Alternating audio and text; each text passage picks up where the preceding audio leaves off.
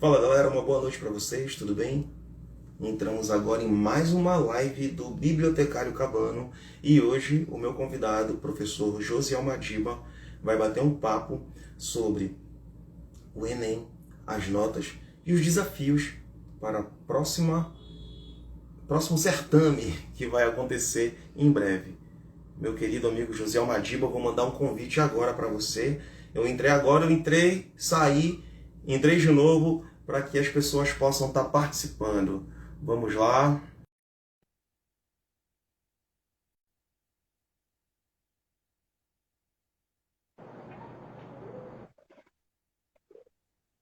Meu E amigo aí, Josiel Madiba, seja muito bem-vindo. Eu estava com obrigado. medo. Eu estava com medo de que não conseguisse falar, porque está chovendo muito aqui e eu estou assim preocupado por causa do sinal da internet, que a gente sabe que é sempre um desafio muito grande também, né? Como é que você está, José? Eu Tô bem, tô bem. O meu áudio tá bom, Alan? estou te ouvindo claramente, perfeitamente. Você está me ouvindo bem? Perfeito também, como se você estivesse aqui do meu lado. Maravilha. Josiel, esse nosso tema de hoje, eu estava te falando que eu estou super empolgado, porque a gente vai falar sobre o Enem. A gente teve há poucos dias o resultado da maior universidade do estado do Pará, a maior universidade do norte do Brasil, na verdade, que é o UFPA. E, ao mesmo tempo que a gente tem ali vários motivos de felicidade, a gente tem que lembrar também que esse foi um exame de maior abstenção, né, de candidatos. Foram mais de 51% de candidatos que não fizeram essa prova e uma quantidade também considerável de alunos que não conseguiram alcançar a nota mínima da redação. Como é que é a visão de você, que é um professor já com uma carga aí de experiência muito boa, chegar num momento como esse e se deparar com esse cenário?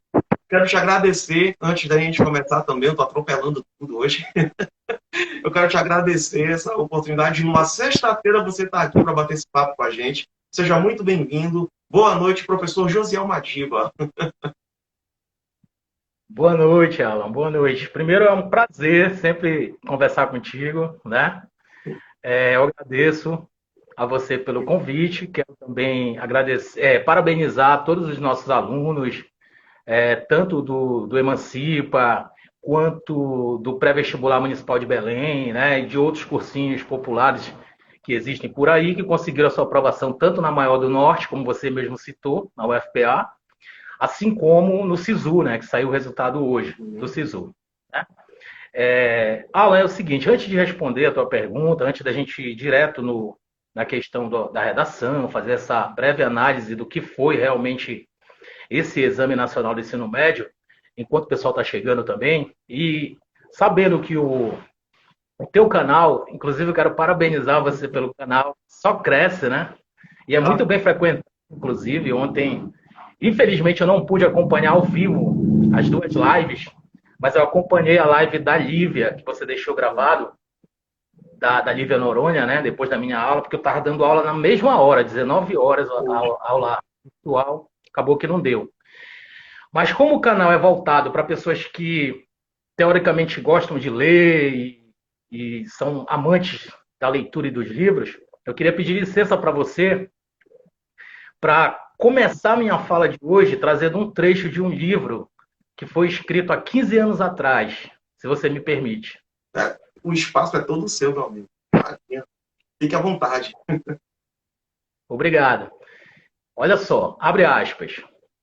Quando tudo começou, nos primeiros anos de minha vida, eu morava em uma cabana coberta de palha, à beira de um canal, na periferia de Belém. Minha mãe chegou na capital com apenas 13 anos de idade. Trazida por meu tio mais velho, ela morou alguns meses na casa de uns primos e depois foi trabalhar como empregada doméstica num prédio no centro de Belém. A casa de madeira, com apenas um cômodo, era dividida entre meus irmãos, minha tia Miriam, que cuidava da gente enquanto mamãe trabalhava, e eu. Nosso pai foi embora quando ainda éramos muito pequenos e minha mãe assumiu as despesas da casa e de nossa educação. Depois de ter passado por algumas empresas, minha mãe resolveu trabalhar como por conta própria e com a ajuda do meu tio Josias, montou sua venda de café na feira do Ver o Peso. Foi com o dinheiro das vendas que mamãe nos alimentou, vestiu e calçou. Não nos deixou faltar cadernos e nem canetas. Fator decisivo para que hoje eu pudesse estar aqui, sentado na cadeira dessa universidade, contando a minha trajetória. Fecha aspas. Isso é um trecho do livro Caminhada de Universitários de Origem Popular, lançado em 2006 na Universidade Federal do Rio de Janeiro, como parte integrante do programa Conexões de Saberes, programa de extensão da UFPA. Eu acabei de ler a trajetória do José Almadiba e de mais 35 estudantes de origem popular do estado do Pará, até ingressarem na universidade. Esse trecho é um trecho da minha história. E eu me emociono, sabe? Porque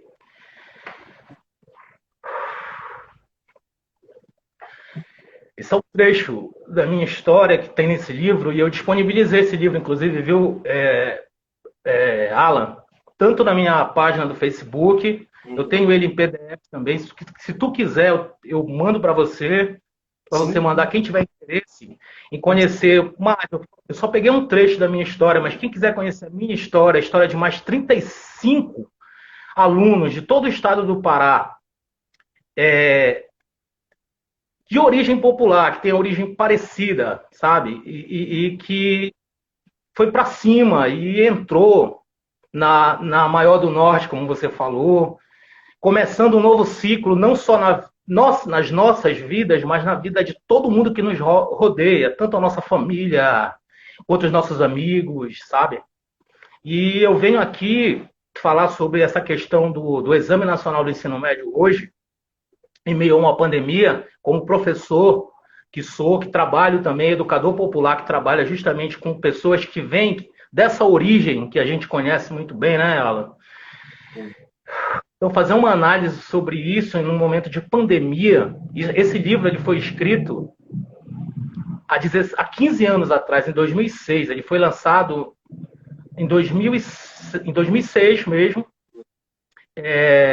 na UFRJ, no Rio de Janeiro. Nós fomos para lá e aí nos juntamos com outros alunos também que tinham origem parecida com a nossa, e que ele sirva, né, de inspiração, não com um olhar romântico, mas com um olhar de luta mesmo, de pertencimento, e que as pessoas que tenham acesso a esse livro, que elas vejam que há 15 anos atrás as lutas para a gente já não eram fáceis e não tinha pandemia, né?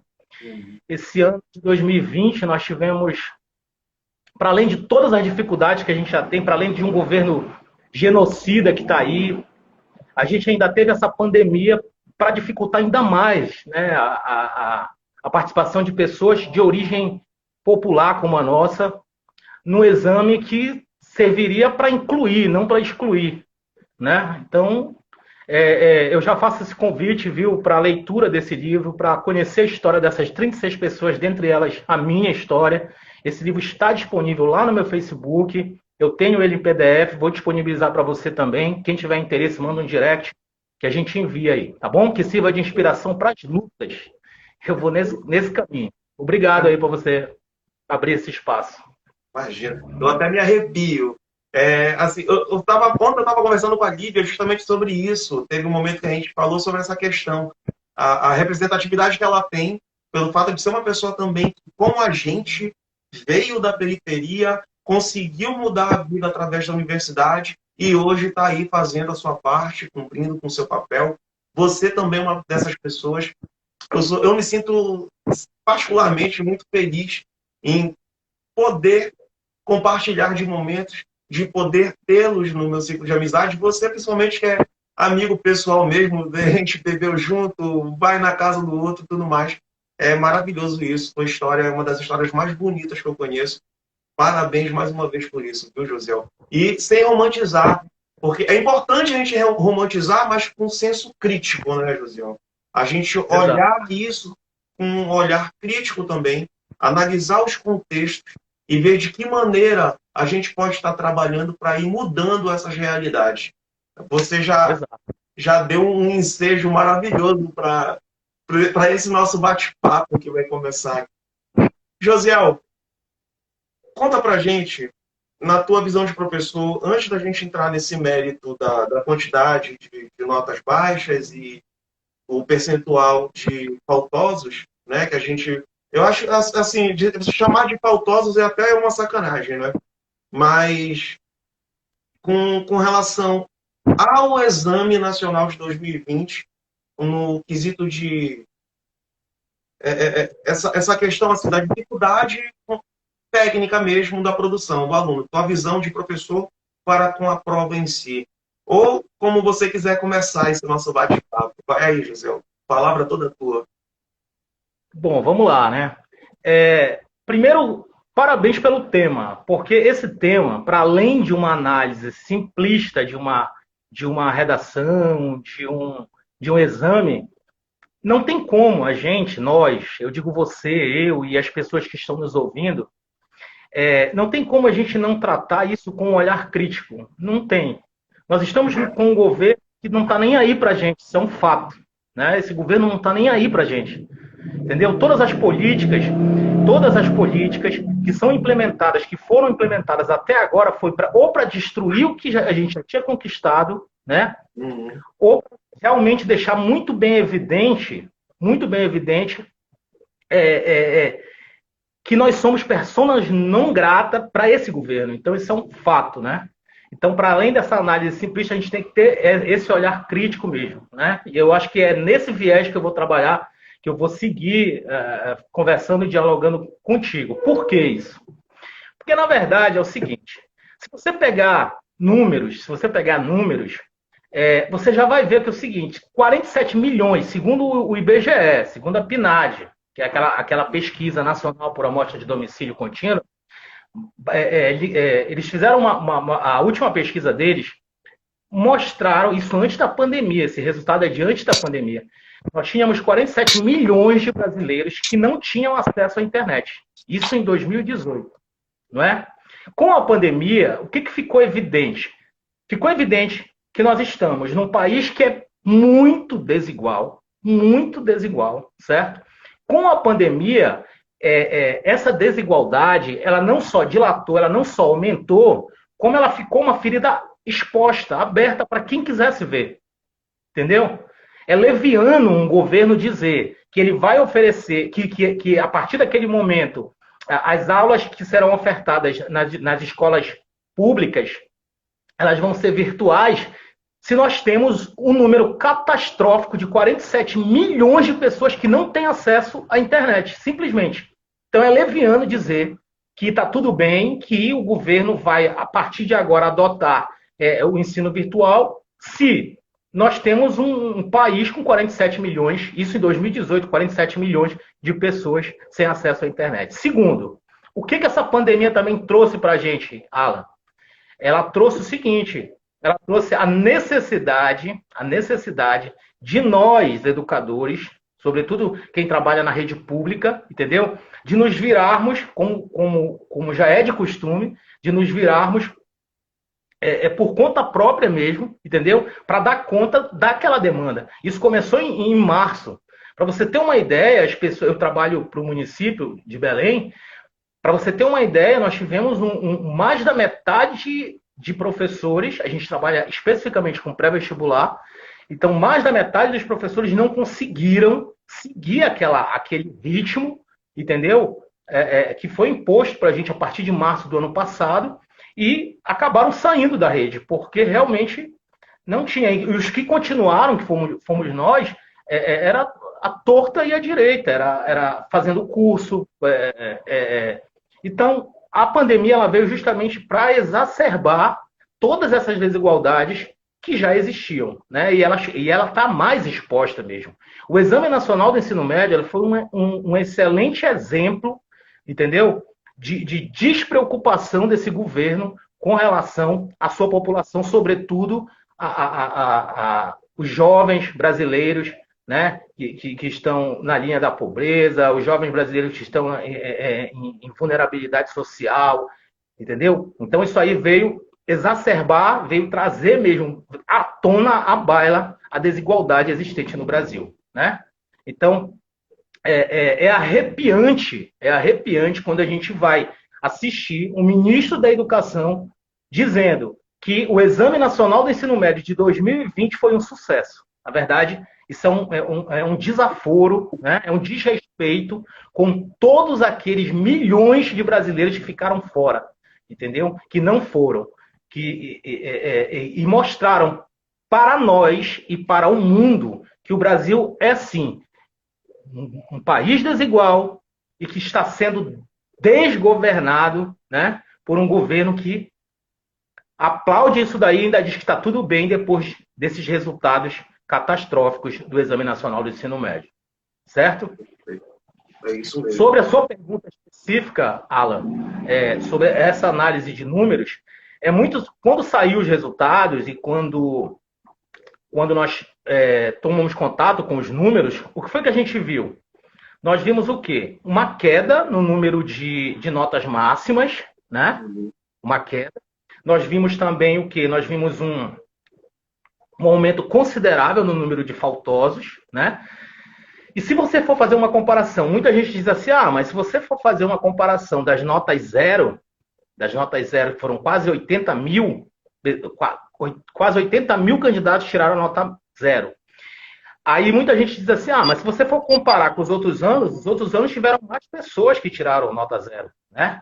Mas aí, se você fazer uma análise minuciosa dos números, você vai perceber que nos outros anos nós não estávamos numa situação de pandemia. Segundo, nós não tínhamos um índice de pessoas que não foram fazer a prova como esse. Tá? Os números mostraram que mais da metade das pessoas não foram fazer a prova, e é bom lembrar que nós estávamos naquele pico da pandemia, no momento da prova, né? Apesar de todo o clamor nacional para adiar aquela prova, né? O próprio Ministério da Educação fez uma pesquisa, né? E depois o resultado da pesquisa foi ignorado por esse ministério, né? Que optou pela manutenção da prova naquele momento difícil que foi a pandemia. Então, não só no momento da prova, mas como na preparação, nós percebemos que quem levou a desvantagem em todo o processo foram os alunos de escola pública. Perfeito. Esse problema que você tocou aí foi, assim, foi pontual. Na live que eu tive com a Vivi, infelizmente eu não consegui salvar pelo problema que eu acho que foi de um aparelho mesmo. A gente estava falando sobre isso. Esse governo, a cada dia, tem uma história nova, absurda, jogada na imprensa, a todo momento. E, ao mesmo tempo, parece que a imprensa, por ter gastado toda a sua munição naquilo que ensejou o golpe de 2016, parece que tudo que é falado agora, tudo que é mostrado, perde o impacto que era para ter. A impressão que eu tenho é essa, sabe? Mas a cada dia existe... É a mesma. É isso mesmo, né? É a mesma que eu tenho. E eu fico, deixa de ver, mas enfim. E, Josiel, Oi. eu fico pensando, a gente está aqui em Belém, está acontecendo um movimento de cursos populares, né? Você é uma pessoa que sempre está participando desses movimentos. Conta um pouquinho para a gente a tua visão, porque assim, uma coisa eu sei que a gente está ali no centro urbano, e mesmo no centro urbano a gente encontra famílias, pessoas com dificuldade de acesso à internet, a conexão boa, conexão com qualidade. É muito difícil a gente encontrar. Agora, eu imagino quem está ainda à margem desse contexto de centro urbano, né? Quem está mais afastado, quem está na zona rural mesmo. Como é que é, José? Conta pra gente um pouquinho aí dessa missão, desse teu engajamento, que eu acho muito bonito. Eu acho que a gente sempre tem que estar falando e valorizando muito isso. E, Alan, foi bom ter tocado nesse assunto, né? A gente tem feito reuniões para tentar resolver um problema que foi detectado no começo da pandemia, sobretudo na educação popular. Porque o que está acontecendo? Está acontecendo o seguinte, o nosso público-alvo, Alan, são os alunos e as alunas de escola pública. Só que os alunos e as alunas de escola pública não têm internet, não têm emprego, não têm esperança, têm fome, têm família, têm preocupações mil nesse processo de preparação. Entendeu? Então, é um assunto muito delicado esse reinício de preparação no momento de pandemia para a educação popular, porque a gente fica de mãos atadas, realmente. Olha, eu parabenizo muito, por exemplo, a Rede Emancipa, porque a Rede Emancipa, que é um programa de educação popular nacional, tenta de todas as formas sanar ou diminuir, entendeu? Essas necessidades do público-alvo. Para você ter uma ideia, hoje o Emancipa está trabalhando na questão de uma iniciativa para arrecadar alimentos para os alunos, para os alunos e para a família dos alunos do Emancipa. Entendeu? Então é uma ação que vai direto no público-alvo, que é justamente esse que a gente se prepara para alcançar. Então, o que está acontecendo hoje na educação popular? Se o nosso público-alvo é justamente esse povo que não tem emprego, né? Que tem família, que tem fome, enfim, que não tem internet, isso é um fato, tá entendendo? Eu te pergunto, Alan, olha o desafio que está aí. De que forma a gente vai poder oferecer o mínimo possível de preparação para esse público-alvo? Quando saiu o listão agora da Federal, né? Para mim, eu me emocionei muito aqui em casa, porque para cada aprovação desse aluno e dessa aluna de escola pública, a gente conseguia ver ali uma superação descomunal, cara, descomunal. Porque, para além de tudo isso, ainda tem a questão psicológica mesmo, entende? Chegou uma época, em 2020, que me preocupava, por quê? Porque o aluno dizia que queria assistir aula, mas não tinha como assistir aula. Né? A gente tem que levar em consideração a questão do espaço. Geralmente as pessoas dividem o espaço, são casas pequenas que dividem o espaço com outras pessoas da família, que têm as atividades de trabalho laboral, né? Muitas trabalham fora. Enfim, muita gente dizia assim pra gente que queria fazer as atividades, que queria assistir às aulas, mas não tinha internet, não tinha tempo. Fora o psicológico, cara, fora o psicológico, né? Então imagina um aluno ou uma aluna com todas essas condições, sai o resultado desse e ainda consegue a aprovação, né? E é o que a gente fala, a gente já nada contra a maré, sobretudo nesse governo genocida que está aí, entendeu? A gente já nada contra a maré. Com a pandemia ficou pior ainda, cara.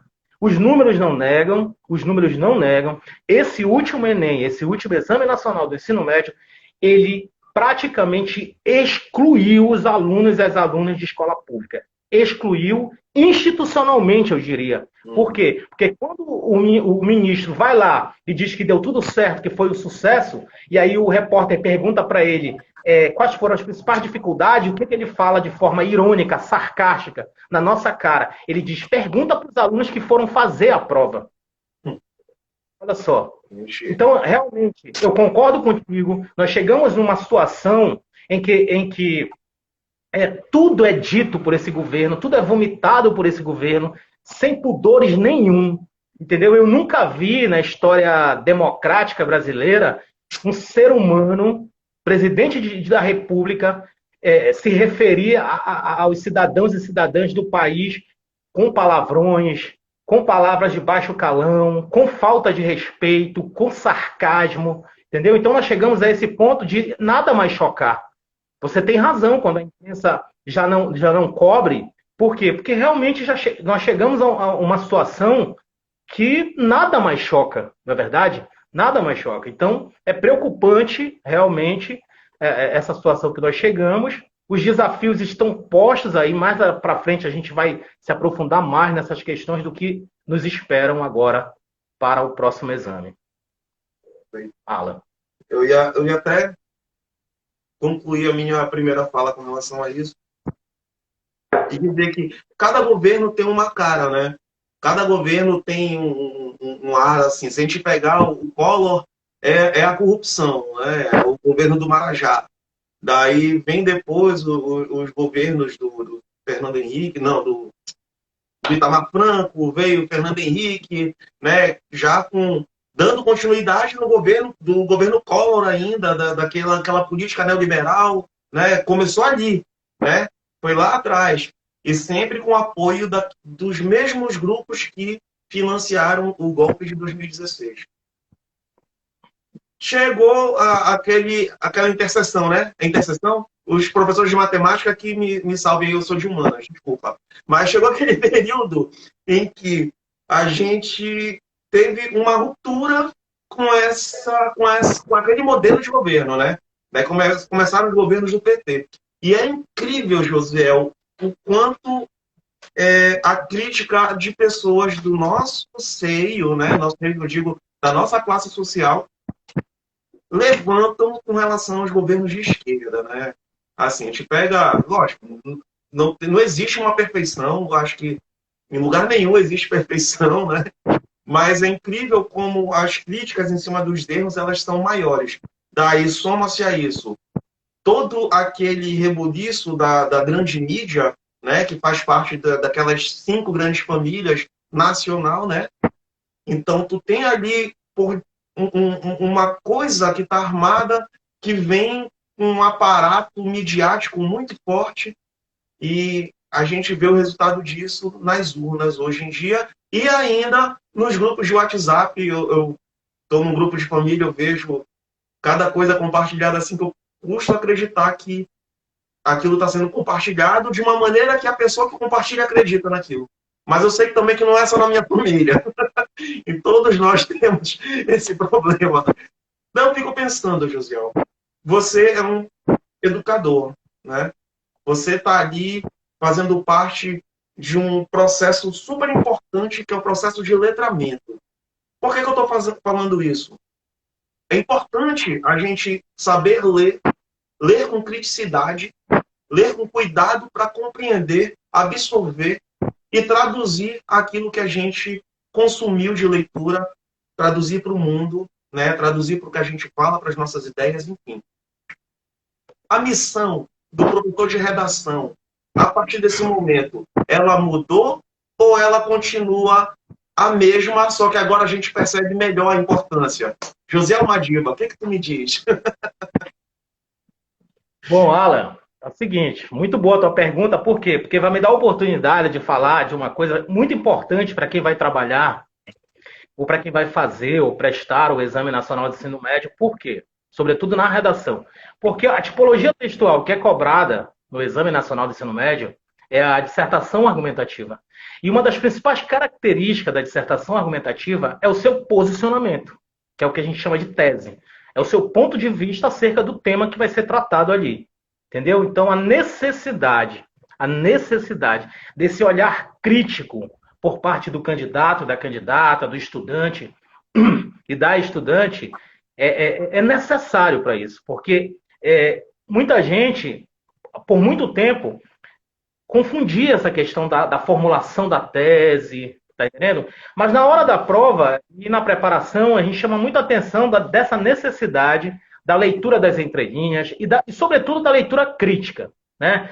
Olha só, no último resultado agora, a gente sempre analisa, nós, professores de redação, a gente sempre analisa o que levou o estudante a tirar nota zero, né? Por exemplo, nessa última edição, para você ter uma ideia, 0,93% das pessoas, dos quase 80 mil que tiraram zero na redação, 0,93% tirou zero por quê? Porque fugiu ao tema. Ou seja, não compreendeu o que o exame existia. Você entendeu? Então, olha aí. Olha aí esses números dentro dessa questão das pessoas que tiraram a nota zero. Entendeu? Então, quais são os motivos que levam uma pessoa a fugir do tema? Primeiro, nós achamos que é o quê? Não entender a proposta, né? Que é a necessidade da leitura mesmo. Às vezes não é a leitura não é só o que está escrito, tem as entrelinhas, né? A gente trabalha muito nessa perspectiva da criticidade mesmo, né? Do sarcasmo, né? Dentro da escrita, da ironia dentro da escrita, que é o que não está escrito, né? Que vai trabalhando nessa perspectiva do que você tem de acúmulo mesmo de repertório sociocultural, de saberes, de mundo. Então, tudo isso, no momento que você vai com toda aquela pressão que é ali, né, com toda a situação, a conjuntura que nós nos encontramos, que não é favorável, na verdade, para um exame dessa magnitude, dessa importância para a vida das pessoas, então tudo isso se soma, né, e aí a gente tem números catastróficos com relação ao número de zeros. Né? Se for, levando em consideração o seguinte, eu quero deixar bem evidente o seguinte, Alan, foram quase 80 mil zeros, mas você tem que levar em consideração que mais da metade das pessoas que se inscreveram não foram fazer a prova, tá? Eles não foram fazer a prova e nós tivemos um número muito pequeno em se tratando dos outros anos, por exemplo, porque em 2019, se você for conferir em 2019 o número de redações nota 1000, por exemplo, foi 53 participantes. 53 participantes tiraram a nota 1000, que é a nota máxima, né, no exame. Em contrapartida, o número de pessoas que tiraram a nota 0 também foi maior, foi mais de 100 mil. Só que o número de pessoas que foram fazer a prova foi quase o dobro dos que fizeram nesse período de pandemia. Entendeu? Então, quando nós analisamos dessa forma, nós percebemos o seguinte: primeiro, o trabalho de letramento, como você falou, o trabalho de leitura de mundo, de leitura crítica, ele não pode ser feito de uma hora para outra. Não, é um trabalho de construção mesmo. A gente vai fazendo isso ao longo da vida estudantil, né? Então, chega um momento, por exemplo, no final do ensino médio, o aluno vai fazer uma prova dessa, do Exame Nacional do Ensino Médio, que exige justamente que ele se posicione e tenha um posicionamento crítico acerca daquele tema, né? E aí ele sente essa dificuldade por conta do quê? Por conta, infelizmente, dessa preparação que ele teve deficitária, né? Em termos de interpretação textual, de construção de criticidade. Então, uma das principais dificuldades que a gente tem, sobretudo nos pré-vestibulares da vida, na educação popular, por exemplo, é fazer com que o aluno entenda que é necessário a criticidade dele ali, entendeu? É necessário que ele pegue aquele tema que o Enem vai jogar para ele, que ele transforme aquilo num problema, que ele problematize esse tema. Para você ter uma ideia, em 2019, o tema foi a democratização do acesso ao cinema no Brasil. O número de redações nota 0 passou de 100 mil. Mas passou de 100 mil e a gente foi ver justamente os motivos que levaram. E se você ver os números das pessoas que fugiram do tema, foi um número muito grande também. Entendeu? Então, a primeira preocupação que a gente tem é justamente no processo de preparação, é dizer, olha, aluno, olha, aluna, você tem que colocar para fora, exteriorizar essa criticidade na sua leitura. E a primeira, vamos dizer assim, missão que você tem ali no Enem é transformar o tema num problema. Né? O INEP ele diz o seguinte, que ele só trabalha em 4 eixos, que é cultural, político, social e científico. Todos esses eixos são voltados para o coletivo e para a realidade brasileira. Entendeu? E ele necessita do quê? Ele necessita ser transformado num problema. Então, você pegou o tema, você tem que problematizar esse tema, entendeu? E aí sim, obrigatoriamente, posicionar-se, que é o que a gente chama de tese. E a gente percebe essa dificuldade por conta, e a gente atribui essa dificuldade por conta da preparação, sobretudo nessa questão da leitura crítica mesmo, que é necessária. Viu, Alan? Perfeito. Então, eu acho assim, essa live 1 hora só não é o suficiente, né? A gente precisa fazer mais lives para tratar desse assunto. Só que daí eu já vou atropelar a tua proposta também, né? Que tu tá cheio de lives aí, que tu vem explicando isso de maneira maravilhosa, inclusive, viu, gente? Sigam Josiel Madiba, principalmente vocês que são alunos, vocês que pretendem prestar vestibular, concurso público aí, que vão escrever. Sigam Josiel Madiba, está sempre trazendo aí uma série de questões aí para a gente.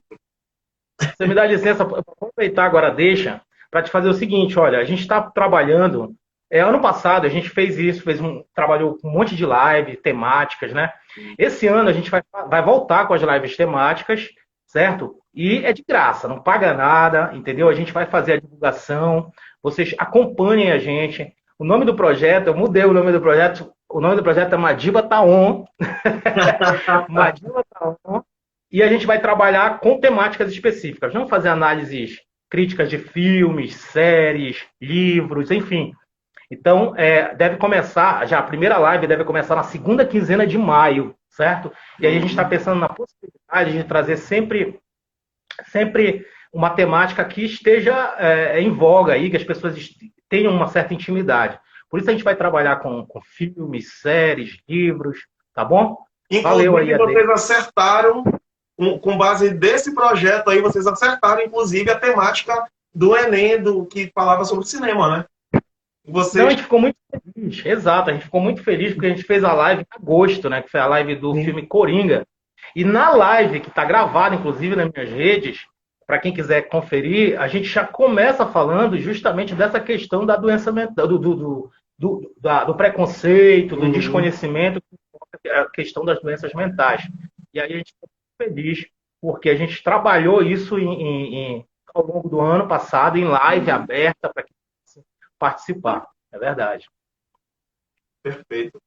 E aproveitando esse ensejo que colocaste aí, eu quero te perguntar, o tema da nossa live, ele aborda justamente os desafios, alunos e professores, né? Os desafios que os alunos e os professores vão enfrentar para esse próximo certame, né, do Exame Nacional que vem por aí. Eu espero que venha, porque diante de tudo que está acontecendo, a gente fica até preocupado diante desse cenário todo que a gente vem enfrentando.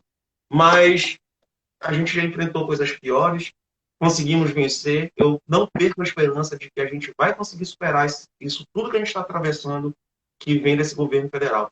Então, com base nessa esperança e esse desafio, que sempre é um desafio, né, enfrentar um exame nacional, todo concurso que cobra uma redação, os professores ficam ali se, né, debruçando sobre materiais para conseguir elaborar uma coisa boa para apresentar para os alunos. Josiel, com base... Né, Josiel não, vou te chamar de Madiba, que é como eu te chamo pessoalmente, né? Madiba, como é que o professor encara esse desafio e que desafios você pode colocar como sendo, não fundamentais, mas que você enxerga nesse momento para alunos e professores daqui para frente? Bom, Alan, por incrível que pareça, o principal desafio que eu percebi em 2020, do começo da pandemia para cá, ele nem é diretamente ligado só à questão pedagógica, didática, mas à questão emocional mesmo, entendeu? Por quê? Porque quais são os desafios dos educadores, das educadoras nesse processo pandêmico? Primeiro, manter-se são, isso é muito importante, né? Para além disso, fazer com que os alunos sintam-se motivados também. Apesar de todas as adversidades, a gente ainda tem que tomar muito cuidado, prestar muita atenção e nos atermos aos nossos alunos também, entendeu? Se você me perguntar qual foi a principal dificuldade ano passado, sobretudo para o nosso público-alvo mesmo, da educação popular, por exemplo, que são alunos de escola pública ou oriundos de escola pública, a principal dificuldade que nós tivemos foi manter a motivação.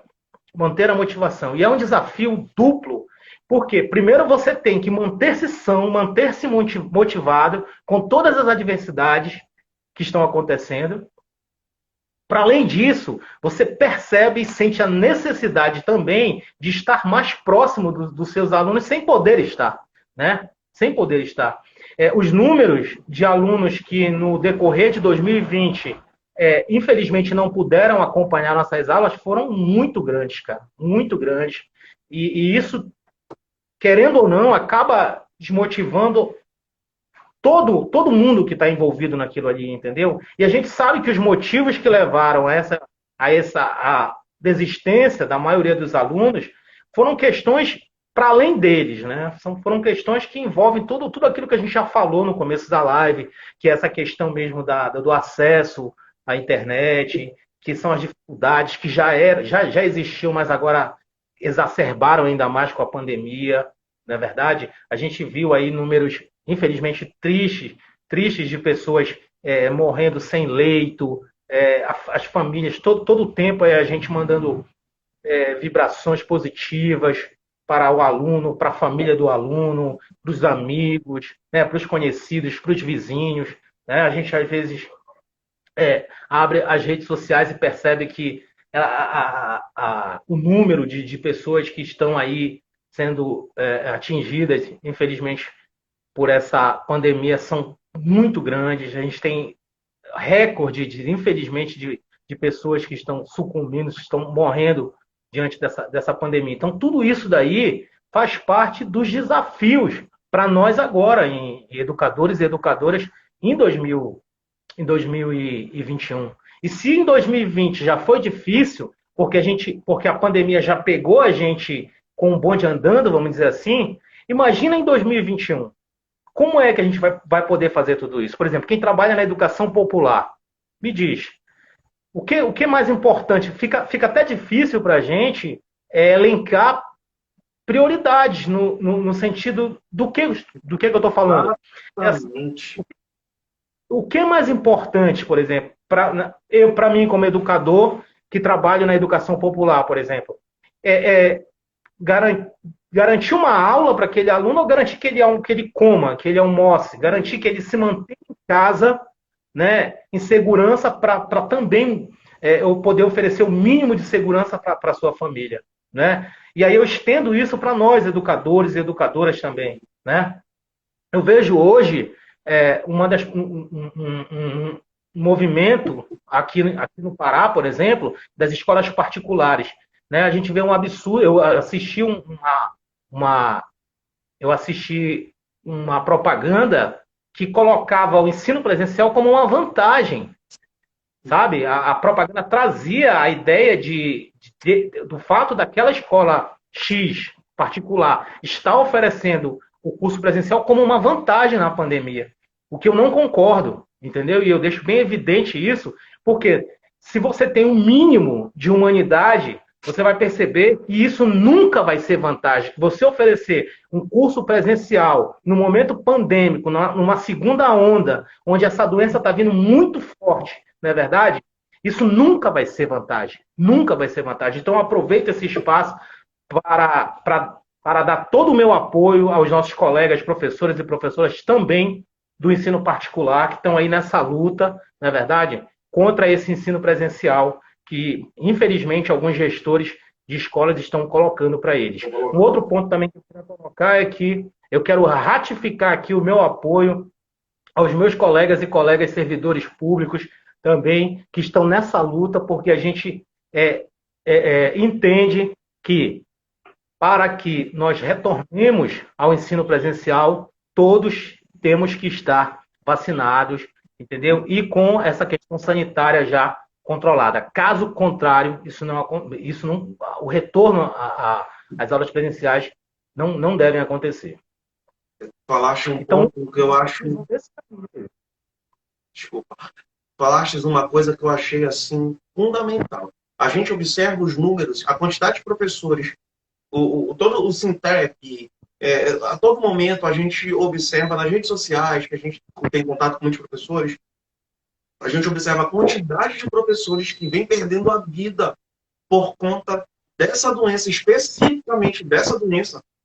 É absurdo, não dá para querer relativizar isso, gente. É uma coisa assim, a gente está falando de vida, né? Não está falando de outra coisa. Vida, não tem nada mais importante que a vida. Mas parece que essa gente que está nesse governo é uma inversão de valores que é ridículo, é feio, é abjeto mesmo. Então, eu me solidarizo também, quero ratificar aqui também e assino embaixo de tudo que você falou com relação a isso. É impressionante.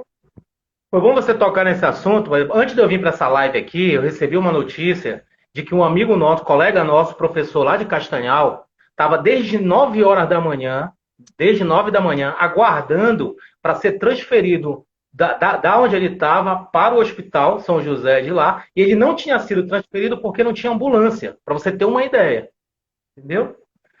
E aí eu conversava com uma amiga minha também, a professora, e a gente falava dessa questão da necropolítica mesmo. Esse governo que está aí, ele trabalha nessa perspectiva mesmo, entendeu? É um governo desumano que não respeita os seus cidadãos, na é verdade.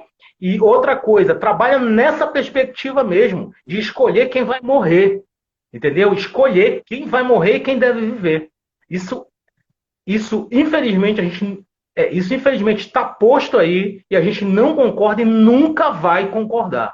Nunca vai concordar. Então, quando você fala em desafios, que desafios nós temos para 2021? Primeira coisa, é esse governo aí entender que nós estamos passando por uma pandemia, que nós não somos números, que nós somos seres humanos, como você mesmo colocou. A partir desse momento, seguir uma linha de respeito. Respeito aos cidadãos, às cidadãs brasileiras, entendeu? E seguir nessa linha mesmo para que todos consigam ser vacinados, certo?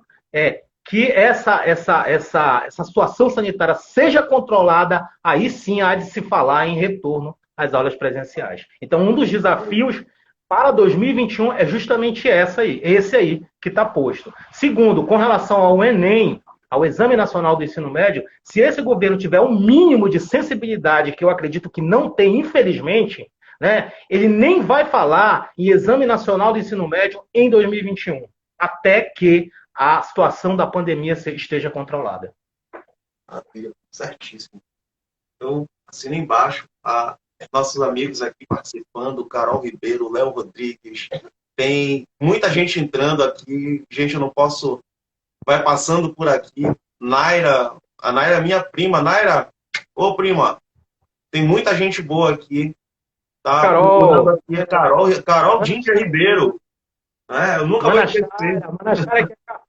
E Alan, Ana Chara, que é caloura, vai ser minha colega de letras, língua portuguesa na UFPA, parabéns pela aprovação. Aproveitando, José, tem um camarada aí que é um camarada que eu curto muito. Ele não está aqui na live porque provavelmente hoje é sexta-feira e deve estar aí alguma coisa que ele deve estar cantando por aí. Pelé do Manifesto, passou no vestibular, letras UFPA. Parabéns, Pelé, deixar registrado aqui. Pelé que participou de uma live comigo aqui também, logo no começo lá. Maravilhoso. Feliz da vida aí com essa aprovação também. Não, eu fico...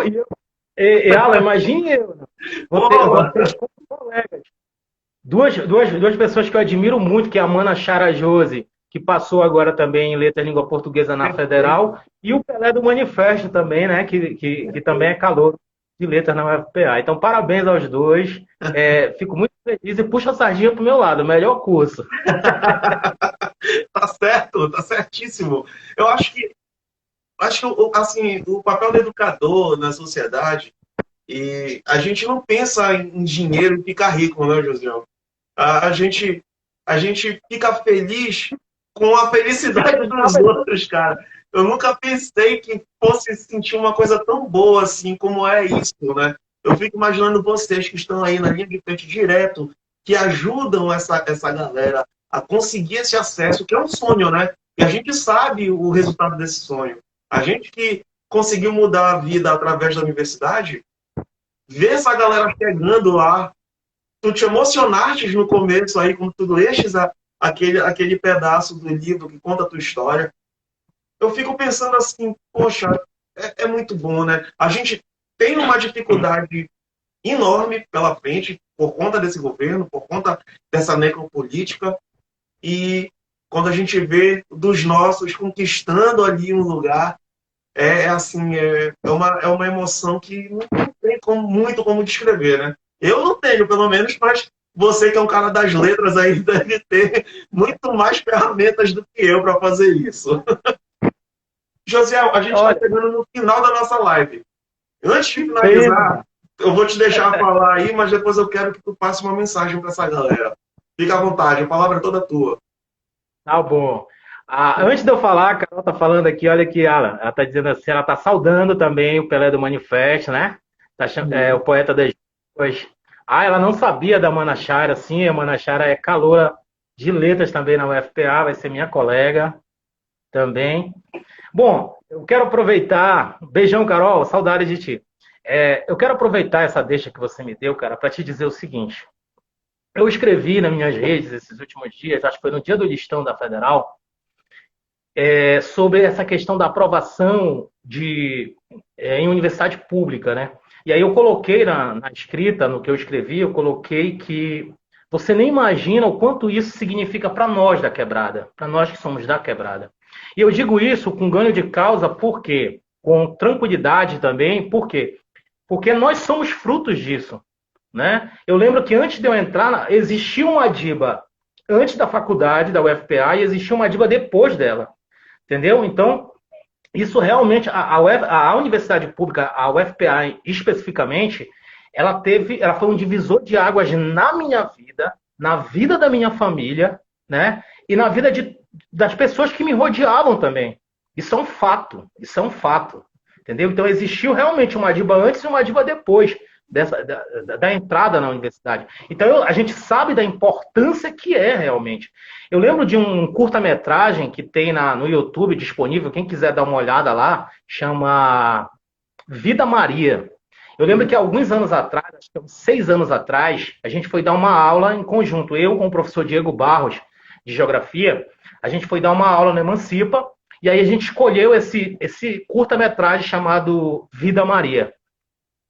Sem querer dar spoiler, eu até convido vocês a assistirem, está disponível no YouTube, mas basicamente ele trabalha na perspectiva de quebrar, de cortar, de acabar com o ciclo e começar outro. Então, Vida Maria, ela segue justamente nisso. Nós somos, tanto o Alan que está aqui, como a Mana Chara que está ali, como a Caroline Ribeiro que está ali, Pelé do Manifesto, você, Alan, eu, Madiba, todos nós somos exemplos dessa Vida Maria. Quando a gente corta aquele ciclo e começa um outro, porque com a gente, por que tem choro?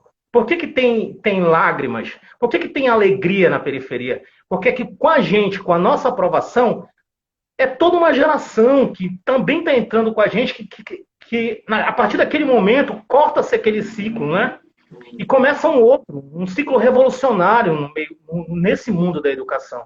Então eu percebo a importância disso a cada ano, Alan. Toda vez que saio de listão, toda vez que eu vejo a alegria, o foguete na periferia, é como se eu novamente passasse na universidade de novo, passasse no vestibular de novo. Então é uma alegria que se renova a cada ano, né? E a gente sabe da importância disso, né? Para além disso daí, o nosso papel lá dentro da universidade, o nosso papel nas lutas, na verdade, em coisas, eu lembro que quando eu entrei na universidade, coisas que pareciam absurdas para algumas pessoas, mas para quem lutava por elas, e não era utópico, não era difícil, e as pessoas acreditavam naquilo. Quando a gente falava de cotas nas universidades, eu achei tão bonito uma fala da professora Joana Carmen, que ela colocou uma escrita, ela escreveu, ela colocou assim nas redes sociais dela. Ela disse assim: olha, eu fico muito feliz com a aprovação de alunos de escola pública, da negrada entrando na universidade pública, mas não esqueça que você deve essa aprovação também à luta do movimento negro. E realmente fica aqui o meu respeito, a minha admiração pelo movimento negro, por todos os movimentos organizados que entraram nessa universidade, né? E que não se conformaram em ficar só para cima, mas também de expandir aquilo ali, de seguir nas lutas que não são fáceis, né? A gente sabe que quando a gente entra na universidade está começando um novo ciclo, mas vai ser um ciclo de luta, né? Porque com a gente tem que garantir que outros também venham, que outros como nós também entrem ali, porque tem direito de entrar, certo? Então, para mim, para finalizar, é justamente esse o sentimento que eu tenho. Todo ano é um sentimento de renovação. E quando eu vejo os fogos os tiros da periferia darem lugar aos fogos, o meu coração ele bate na mesma sintonia do calouro e da caloura, porque é como se eu realmente passasse novamente no vestibular. Muito obrigado, meu amigo, muito obrigado a todo mundo que está aí acompanhando a gente. Tá, a live vai ficar gravada, né, Alan? Vai ficar gravada.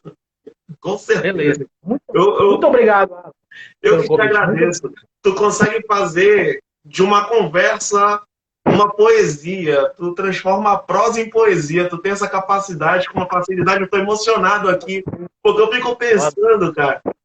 É tão bonito falar sobre essa mudança de vida a partir da universidade. É muito bonito. A gente sabe o que é isso, né? A gente sabe o que, é que essa galera vai encontrar pela frente, sabe o que, é que eles vão passar, sabe o que, é que eles vão encontrar de bonito no caminho. E é uma música que nunca enjoa, né? A marchinha do Pinduca.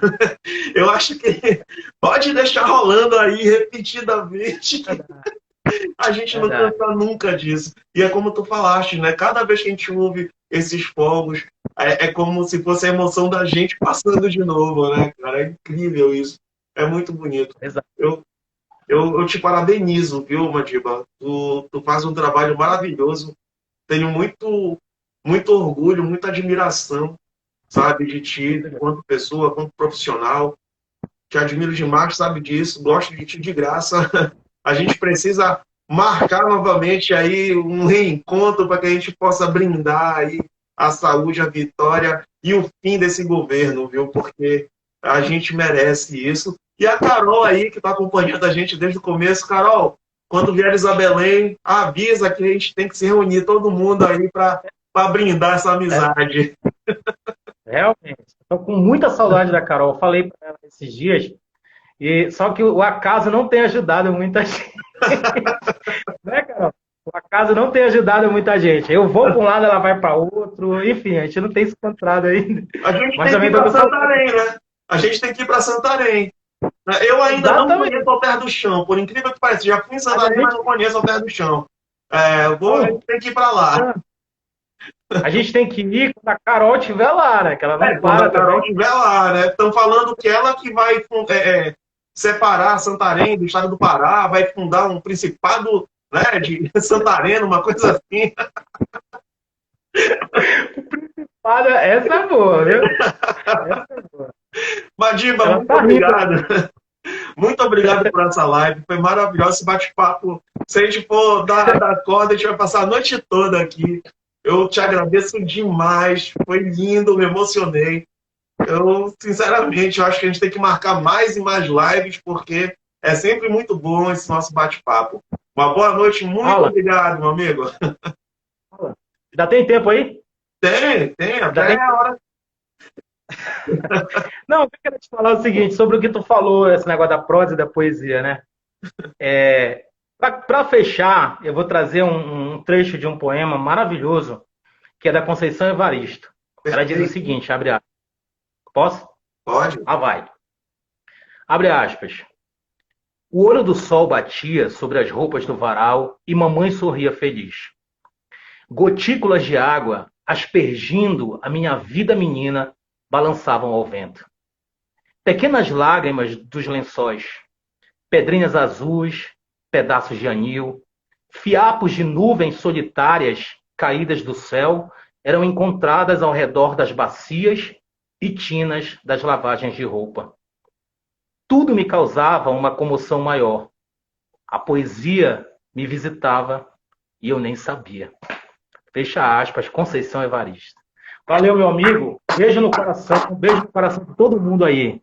Valeu. Valeu, meu A amigo. Carol Muito obrigado. A live vai ficar salva. Vou salvar aqui no GTV e também lá no YouTube do Bibliotecário Cabano, canal. Todos vocês têm que procurar também, procurar seguir lá. Gente, muito obrigado a todos vocês. Madiba, um beijo no coração. Muito obrigado por essa live. Foi maravilhosa. Um abração. tamo junto. Um abraço. Tchau, tchau. Ah.